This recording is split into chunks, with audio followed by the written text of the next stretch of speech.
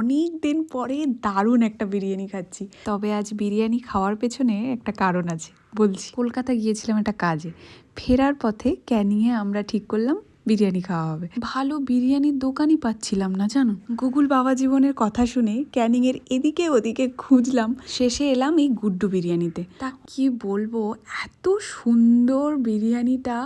আর বিরিয়ানি পাওয়া মাত্রই আমি খুঁজি কোন মাংসটা পড়েছে আমার পাতে, তো লেগ পিস পড়েছে। আর দেখো মাংসটা কি সফট, অনেক দিন পর খাচ্ছি এত ভালো বিরিয়ানি। আর দামও অনেকটা কম, মানে 100 টাকায় বিরিয়ানি, মানে এই যে দেখছো থালা ভর্তি এতটা বিরিয়ানি 100 টাকায়। আর এই যে স্যালাড ওটা নিয়েছি, ওটা 10 টাকা নিয়েছে। যাই হোক, তোমাদেরকে বলছিলাম না যে কলকাতায় গেছিলাম, তো ফেরার পথে বারুইপুরের একটা দোকানে ঢুকেছিলাম ওই মোজা কিনবো বলে। আর ওই দোকানটাতে আমার একটা শাড়ি চোখে পড়ে গেছিল, এই শাড়িটা মানে এত ভালো লেগেছে আমার শাড়িটা। মাসলিনের ওপর সুতোর কাজ, শাড়িটার এত দাম বলেছে, আমি আর কিছু তো বলতে পারলাম না। এত টাকা দিয়ে এই মুহূর্তে শাড়ি কেনার ইচ্ছে আমার ছিল না, তাই মনটা একটু খারাপ খারাপ লাগছিল। তাই ওকে বললাম চলো না ক্যানিংয়ে গিয়ে বিরিয়ানি খাওয়া হোক, অনেকদিন খাওয়া হয় না। তোমাদের মন খারাপ লাগলে কি করো জানিও, আর শাড়িটা তোমাদের কেমন লাগলো বলো তো, জানিও। চলো সবাই ভালো থাকো, আজকে তাহলে আসি, দেখা হচ্ছে কাল।